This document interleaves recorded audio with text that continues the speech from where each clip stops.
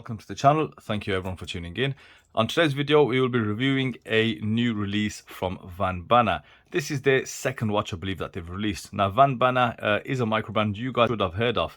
They have been featured on a few different channels out there on YouTube. The previous model has a fair few reviews out there, and so does this model, which is called the AO. Now, this watch was sent in to me by the brand owner, LV. So thank you, LV, for giving me an opportunity to review one of your watches.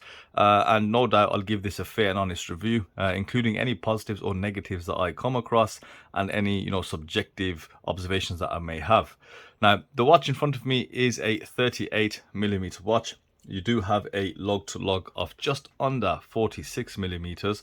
However, as you can see, it does have male end links, but the male end links only increase that log-to-log to around 49mm. And you can see they do have quite a dramatic slope, which does tie in with that curvature on the case, so it shouldn't have too much of an impact on the overall wearability. Now, you've also got a thickness of just 11mm, and you've also got a 20mm log width, an overall weight of around 145 grams on the bracelet that they have supplied this watch on. The crown size is around 6mm, so quite a nice crown for this style of watch. And the specifications include, of course, a 316L stainless steel case construction. You also have a high dome sapphire crystal. Now, Van Banna do make a point to single this out and mention this on their website specifically. It's a dual curved sapphire crystal. That means there's a curve underneath the crystal and also on the top, and you've got AR coating just applied underneath. Now, with that AR coating, it is meant to be blue, but I don't know if it's blue on blue or if it's actually a different color, because you get a very purpley hue. As you can see, a purpley reddish hue coming around the edge of the crystal, which makes this watch look quite cool. And I think against this blue sunburst background, it does make it pop. The movement in this watch is a Miyota 9039 high beat movement. It has 24 joules. It also has a winding and hacking function, and of course you've got a no date function. And with this 9039, there's also no ghost position. So this is purpose built for a no date watch. Now, you guys know the stability of the Miyota 9000 series. This particular one is running at around 7 seconds a day with a very healthy amplitude of around 300 degrees, a 0 beat error. And as you can see on the time grapher, it does have a very consistent and solid reading. So a really good movement. It is going to be very stable throughout the day and give you very consistent readings throughout the day as you wear it. Now, let me give you the price. Now, Van Banna have an absolutely ludicrous offer on their website, and it is only valid until June 2022, and you actually get 50% off the asking price. So the price of this model before this crazy discount code is around £420, which is around $500-ish. Now, with that 50% off, this watch will come in at £210 or around $250-ish, and the code is VOTEDPRICE. You'll see that on screen and also put that in the description.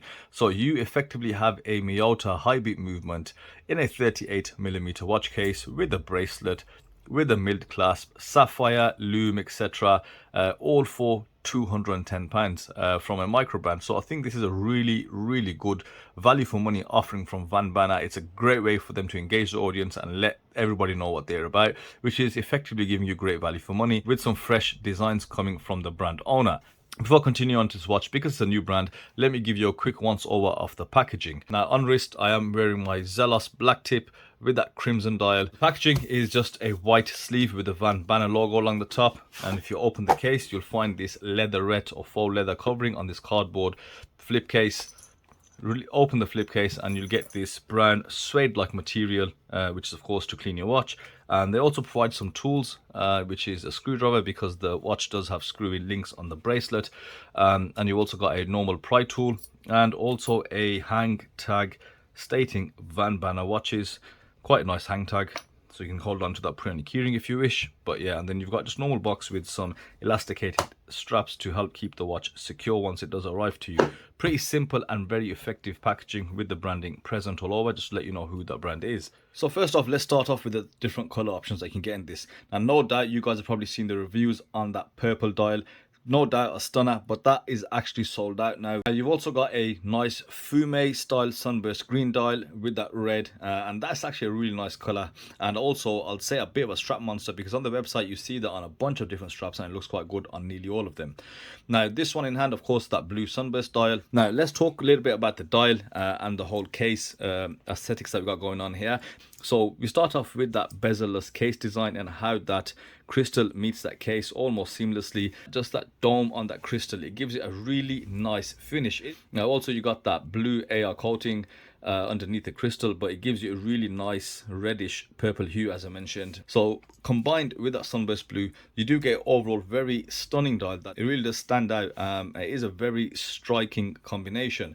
Now in terms of the other aspects of the dial, as I said, it is pretty simple. You've got baton hour markers all applied with a polished frame around that dial. You've got that dual baton at the 12, and the hands are this polished sword style handset, and you've got this red seconds hand. You've got white text printed on the dial, the Van Banner logo, and also that automatic curved in that scripted font.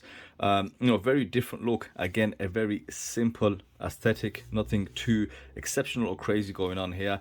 And also you've got 10 ATM written in between that 6 o'clock hour marker, which is quite different as well. And I think it adds a bit of a unique touch to this brand and also this dial on the watch.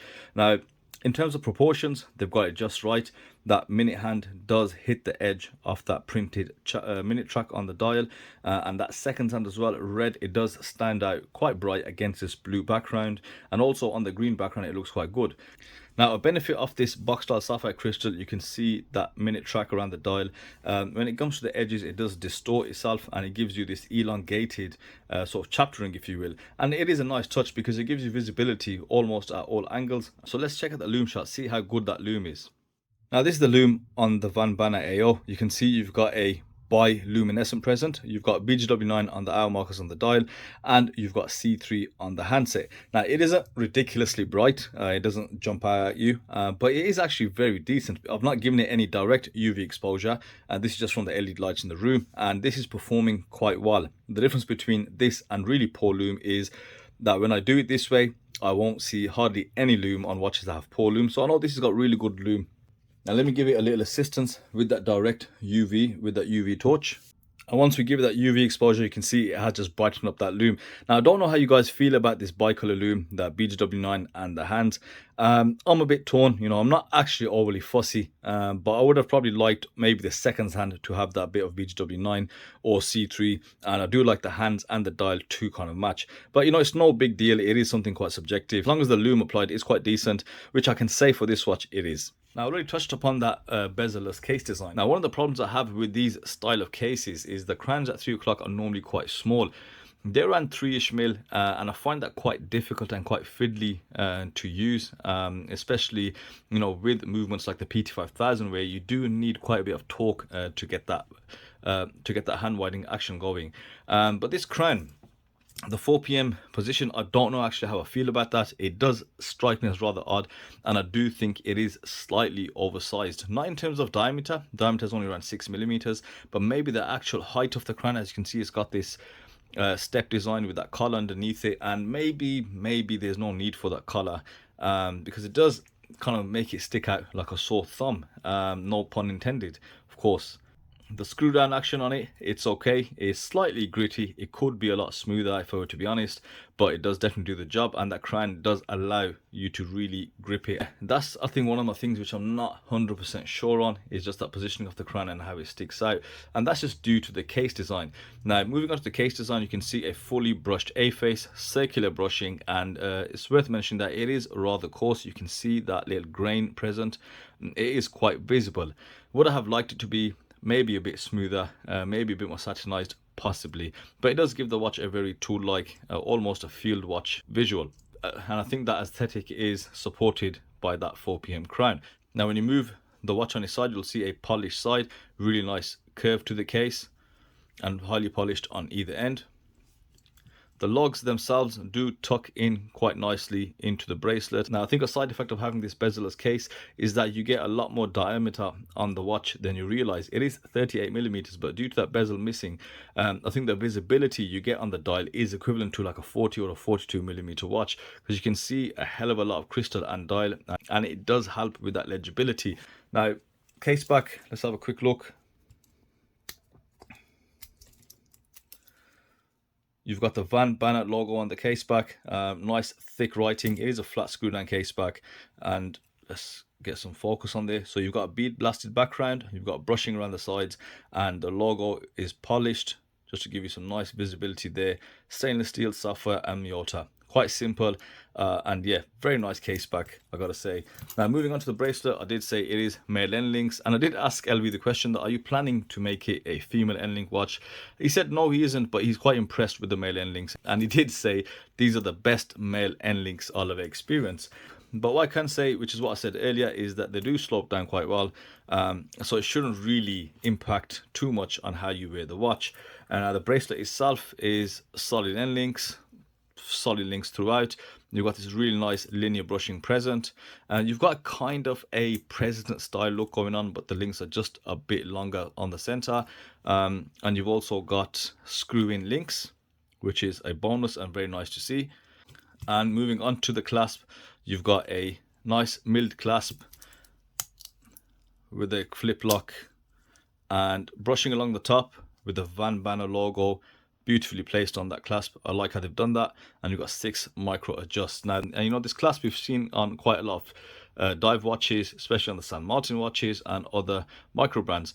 And I think the clasp is slightly big for this watch. You know, when you make this kind of a small watch, 38 millimeters, and you've got this style of case shape, you've really got to be careful on the type of clasp you use.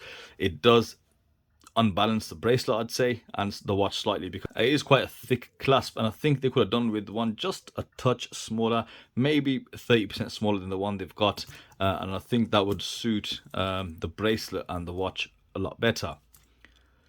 So let's size this up, put it on wrist, and let's see how this Van Banner fits. So here's the Van Banner AO on my 6.5 inch wrist, and I gotta say, it is a very comfortable watch to wear. The bracelet, there's no edginess present that digs into your wrist. The case sits very nicely on there, and as I mentioned about the male end links, they literally have no impact the way it sits on your wrist, because it curves down naturally, and the links do find themselves around your wrist. The case shape is well thought out, sits central to the wrist. That bubble crystal definitely helps make this dial absolutely pop. That even that red on the second hand does stand out, and it makes the watch very visible.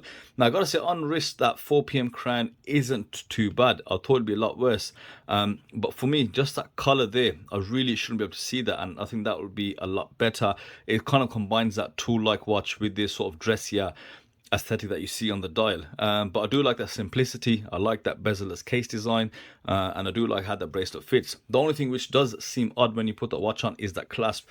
I do find it too large for this kind of watch, and you can definitely feel quite a bit of that weight coming down towards the clasp.